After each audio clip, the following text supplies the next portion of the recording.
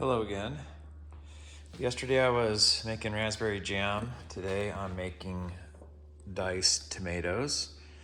This is a raw pack method that I do. I'll show you real quick. I measure out half a teaspoon of citric acid. You could also use lemon juice, but I prefer citric acid, and also one teaspoon of Himalayan sea salt. I pre-measure all my stuff out so it's easy just to dump it in. So I dump all that in there, put the funnel on, and I just fill my jar with raw diced tomatoes. This variety of tomato is called a mortgage lifter. They're really awesome looking tomatoes, super flavorful. I just pack them in there. You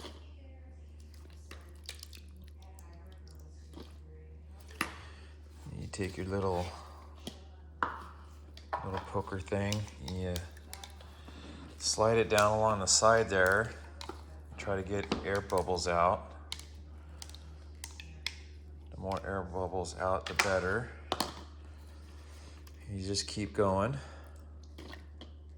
And I'm going to pressure can these instead of water can these. You can water can them because I do have extra acid in there with the citric acid, but I will go ahead and pressure can them because I think you get a better seal on them. And it makes me feel better knowing that they will be shelf stable for quite a while. You want to give yourself about an inch of headspace. I make it a generous inch because you don't want these things siphoning out in the water because the pressure is going to build up pretty high. So that's what I'm doing today. Well, this is the last one, and what I do is a little paper towel inside the distilled white vinegar. You wipe the rim. While you're wiping the rim, you check for cracks. If there's a crack in the top here, it won't seal. Once you get that clean, put the cap on there, finger tip tight, and there's all of my diced tomatoes, and those are going to go in my pressure cooker. So I'll fire that baby up and get that thing steaming up here pretty good. In the meantime, while that's starting to get warm, I'll set my jars in here. And once they're done, I will be back. This is my 18-quart Nesco roaster. Let's see what we have in here. Oh, tomatoes. These are paste tomatoes. I'm gonna try my hand at barbecue sauce, maybe even ketchup. Nothing else. I'm gonna go just can it for spaghetti sauce or pizza sauce. Yeah, so that's gonna roast overnight. But meanwhile, the diced tomatoes are done. So let me pull one of these guys out and take a look. Oh yeah, that's nice. So what's gonna happen, they're gonna sit here for 24 hours and cool off. And tomorrow, what I'll do is I'll shake them up, and all of the water that's on the bottom will incorporate into all the sauce, and it'll look, or not the sauce, but the diced tomatoes, and it'll all look fine. But right now it looks a little bit funny because everything is hot and separated. Anyway, I will get back to you tomorrow and show you what they look like. I also wanted to show a couple other things we got going on here. We have a rattlesnake watermelon, and this baby is about 22.5 pounds. That's a big one. That sucker is heavy, ripe, ready to go. We also just harvested a bunch of pears. Interesting thing about pears is you pick them when they're green on the tree, and then they have to set at room temperature for a couple weeks for them to ripen. I did not know that. But we have a bunch of pears. I'll be dehydrating some pears and also canning some pears. I wanted to show you what those mortgage lifter tomatoes look like. So these ones here are not quite ripe yet. They're close, but they are beautiful. And what's nice about them is there's not too much juice in there. There's just enough juice to make them super moist, and they are really flavorful. But they will sit here and ripen up and be perfect here in probably 3 or 4 days. And then I'm not sure what we'll do with those. Also, we've been harvesting a bunch of cantaloupes. Cantaloupes are coming in. This is a big guy, all organic, sweet as can be, beautiful. We're super happy with how our cantaloupes turned out. All our neighbors love us right now because they're getting as much as they want. Here we have bags of green beans, and there's another one, rattlesnake watermelon that I'm trying to eat. But anyway, I'm gonna head out to the garden and I'll show you what we have going, except for one more thing. Also, here's some sunflower seeds that I'm drying out. I've already made a batch of these, and they turned out pretty good. I need to add more salt to my brine. Well, what's cool is I've got barbecue flavoring and ranch dressing, powdered ranch dressing that I can put on there. Lots I can do with those. I'll be back shortly. This here is cantaloupes that I planted. I'll try to insert the picture of what they used to look like. And there's me waving, hello everybody. And there's gigantic dog, a shorty guy named Hank. Anyway, he loves to eat melons and everything else if you don't watch him, but these are cantaloupes in my wicking tub. And here's a cantaloupe right there. That's an average size. Smells sweet. You push on that part right there. If it's soft, it's ready to go. But thing about these cantaloupe is they basically pick themselves. They become detached from the plant right here. It's really easy to tell. It'll start cracking right here, and then this will just pop off, and then they're ready to go. So easy to figure those ones out. Here is my cucumbers. I'll try to insert a picture here if I can figure out how to do that in the editing portion. Still new with all this stuff, but we've been getting lots of cucumbers off of that. We're good with cucumbers. We have so many cucumbers.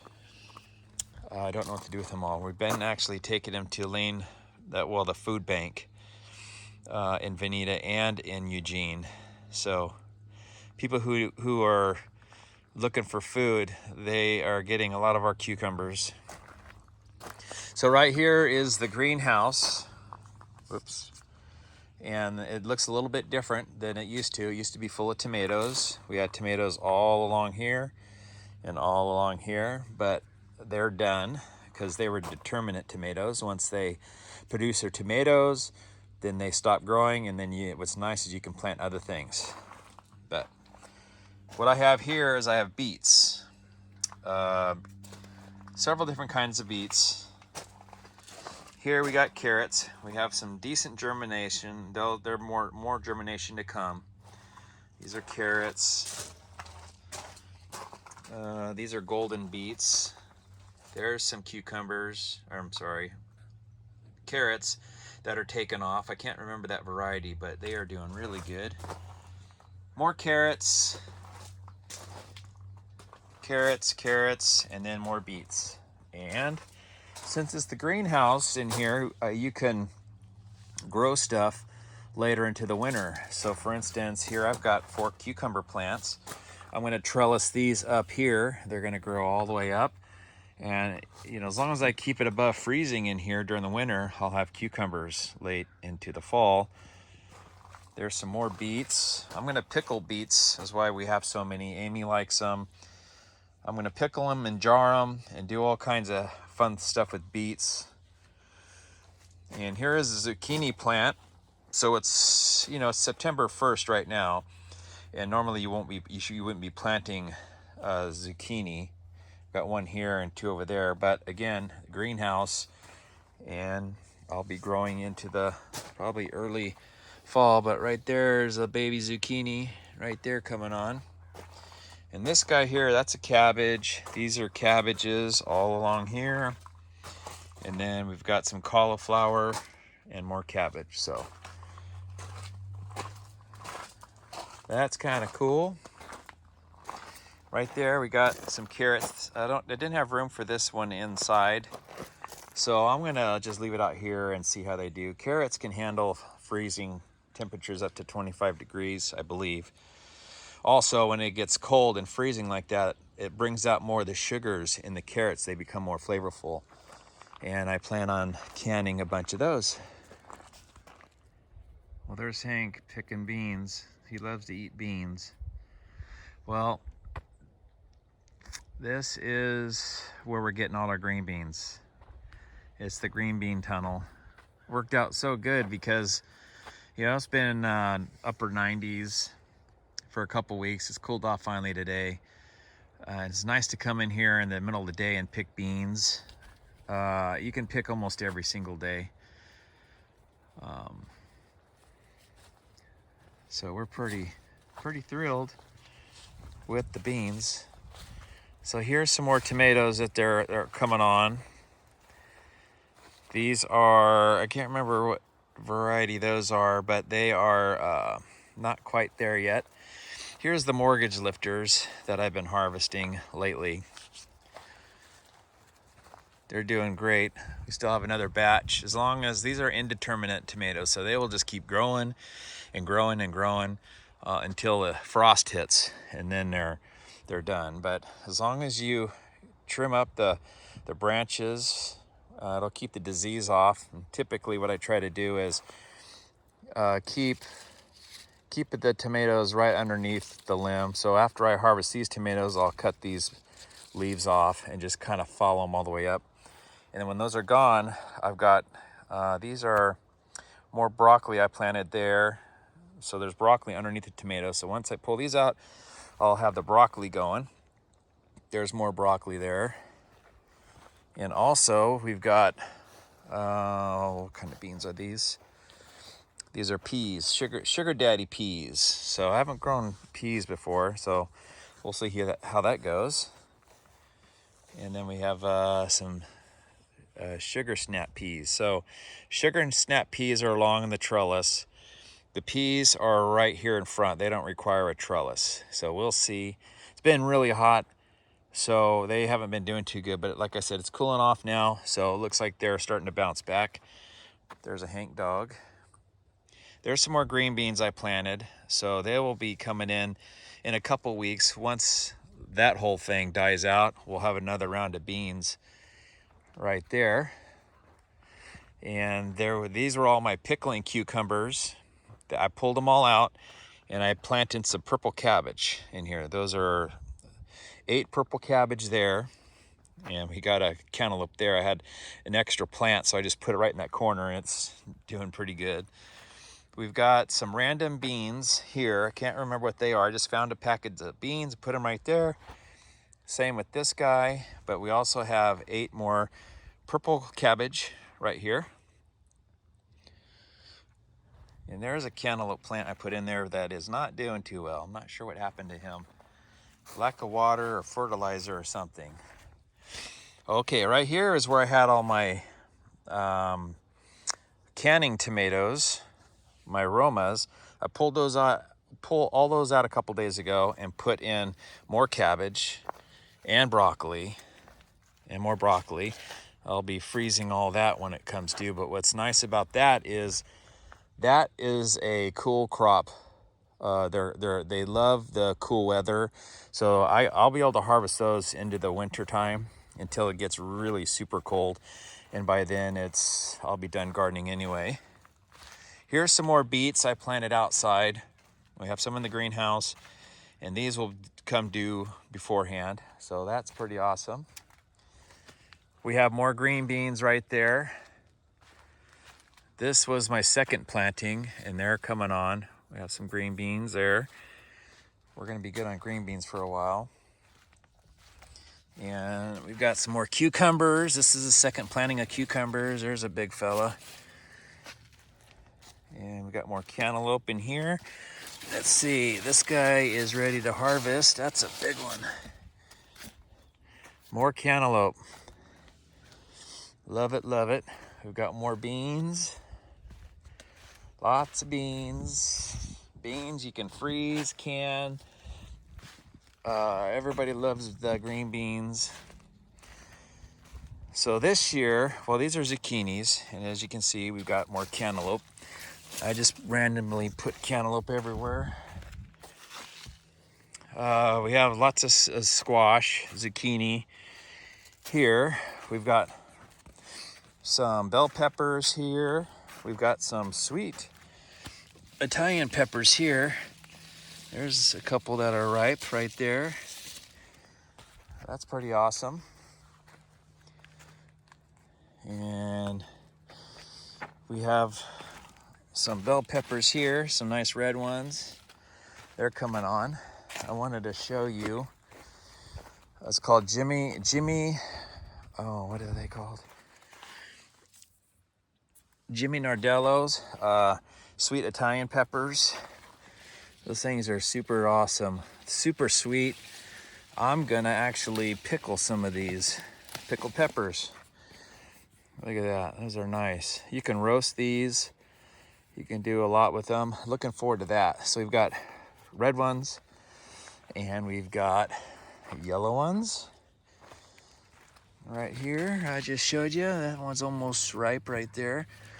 Super sweet and awesome. You could just eat them right now. I've eaten them raw, just coming out here eating them right out of the garden. I wanted to show you my pumpkins. They are ready to go. They're big ones. Holy smokes. We got white ones right over there. Size of basketballs, I'm guessing. There's Hank. So lots of good carving ones. These are Cinderella pumpkins. That's a big one. Look at my giant red shoe. So those are good eating too, but I don't think I'm gonna eat those. The worms will get them. I'm gonna give them away to a lot of our clients, family, friends, people at the gym, whoever wants them. I counted them the other day. There's about 95 of them. So that's pretty awesome, I think. And here's some zucchini. I believe they were zucchini, but now they're pumpkins. I don't know if they got cross-pollinated or what, but those zucchini are now pumpkins. It's the weirdest thing. Maybe that's how they're supposed to be, but I don't know what I'm gonna do with those. I could stand them on end and maybe they'll be like a cone head type pumpkin. I don't know. Interesting. Here's some sunflowers. These are not quite ripe yet. These are pretty small. But that tallest one there, I'm about 6 feet. There's my arm, and it's 2 feet above that. So they're 9 feet tall, probably 9.5. We're not gonna be eating those ones. I'm not sure what I'll do with those. These ones are about ripe. These are pretty much bird food and bee food. There's tons of bumblebees were on this. They were loving it. I just liked watching the bumblebees fly around. Now these ones here are the ones that I'm gonna make. I'm gonna make more of these. These are almost ready to go. You wanna wait. So it's turning yellow back here. You wanna keep letting it shrink and let these seeds that are in here kind of get plumped up. So their seed inside that seed will get plumped up. And one thing that I learned about these is this isn't just one sunflower seed flower.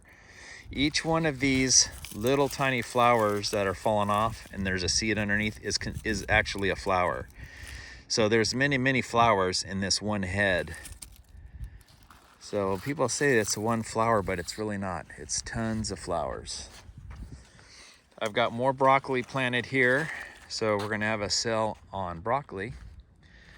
That's for darn sure. Every one of those black holes you see has a broccoli plant.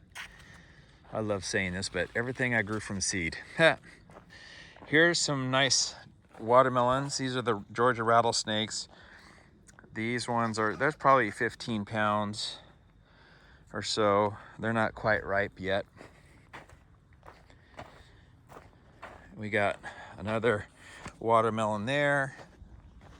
By the way, where you see these broccoli plants, I had I had watermelon inside. So I pulled out all the watermelon because they already produce watermelon. So for each one of these holes, I had a watermelon. So again, a lot of people got watermelons, including the food bank, people at the gym, neighbors. A lot of people got watermelons. And this is the second batch coming. So there's another 15 pounder maybe. Now these ones are a different variety. I'm not sure why I don't know how that happened. I don't remember planting this, but the texture is different. I don't even know if they're good eating or what, but they're not ripe yet. The way you tell they're ripe is when this tendril here turns brown and dries up, then that tells you they're ready, but they're not even close to being ready. So that's the garden out back. I will head up front and show you what the front looks like with all the permanent type garden. Be back shortly. Is that your toy? Oh yeah, get your toy. Well, here we are up front. So I've got apples. They're not quite done yet. They're getting there. Beautiful sweet apples. My dehydrator is going to be busy. I'm not sure what variety that is. I don't know what any of these are really. These ones are, they're pink. They're pretty cool looking. They're doing fantastic. Starting to drop, and that's a good sign. And then we got these guys. Super pretty. Love them. Some of these are good for eating. Some of them are good for applesauce. I'm not sure which is which. You could usually tell once they become ripe and give them a taste. The applesauce ones you could just tell a difference. Fuji, you can tell. These are Granny Smith. That's easy to tell. Dark green. And that's what they look like when they're ready to be eaten. I believe this might be the Golden Delicious. But they're doing pretty good. I think that's another Granny Smith. Big, beautiful apples. Well, we got a casualty here. This Asian pear tree limb broke. I didn't catch it in time. I should have braced it up, but we got a little bit of rain, and rain did the trick. It made everything heavy. These are doing pretty good. And we got the pear tree. We're gonna have to harvest these because what you do is you take a pear, you bend it up 45 degrees, and if they snap off, then they're ready to harvest. Not all of them will do that though. Here's one, let's try that guy. So that one snapped off, so he's ready to go. So you have to be a little bit selective. Let's try this guy. These look like Bartlett pears. If you pull them up, these came off real easy. So this is the kind that we harvested and put in the garage, is because they are ready. They don't look ready, but they'll be ready in a couple weeks. So let's take a look over here in the berry field. Oh my goodness, we got a thief. We got a berry thief. Find any good berries? Yeah. Nice. Look at that. These are plump and juicy and sweet. Big as your Oh thumb. my God. Yeah, look at these are really good ones. Put one up against my thumb. Well, these aren't even the big right ones. there. Oh yeah, yeah. See, that's And that's kind of a medium one. We've been making jam and freezing these. I eat berries every morning in my protein shake. 86 grams of some kind of berry. And I'm gonna have berries for quite a while. We got our freezer full. These are doing really good. Everything is happy. We just need more pickers. Free berries come to my house. Lots of berries. And then down here, we got the raspberries. I just made raspberry jam yesterday. And these are coming on good. They're doing great. What I'm really excited to show you is these blueberry plants really produced this year. Last year, the deer got to them. This year, this electric fence kept them out. And we had lots of blueberries. Next year, it will even be better because they're really young plants and they're really growing. Really growing. So here's my artichokes. First year doing artichokes. And I didn't harvest any of them because I want the root structure to grow. And next year I'll be harvesting artichokes. Aren't they cool? They're all different. Same variety, but they're different stages. We got some kind of bee in there going to work. There's another bumblebee. He's busy. Sometimes I come out here in the morning and they're in there sleeping. They're just in there like they're dead, but they're not dead. And so, for instance, here you've got this really tall guy. And look, we got a bumblebee right there. Love that. Can't wait to eat artichoke next year. They're all different. They're all unique. Some have 1 or 2 flowers. Some of them have multiple flowers. It's funny, each flower's got a bumblebee on it.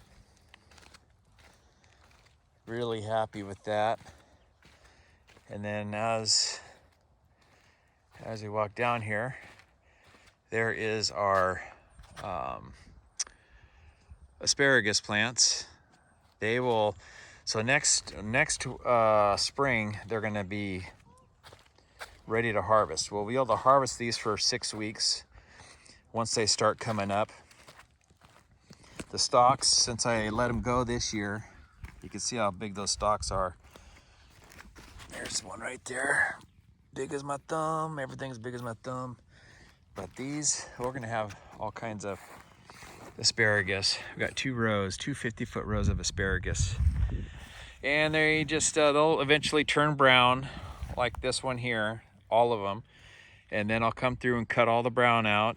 Once the winter hits, it gets freezing. Once it freezes, they die. And then I'll compost. I'll put lots of steer manure, compost on them, on the root structure so they don't freeze during the winter time. And then in early spring, when the bulbs are producing, when you see lilies and the yellow flowers all over the place, these are the first thing that come up. So that'll be the first thing that we have to harvest.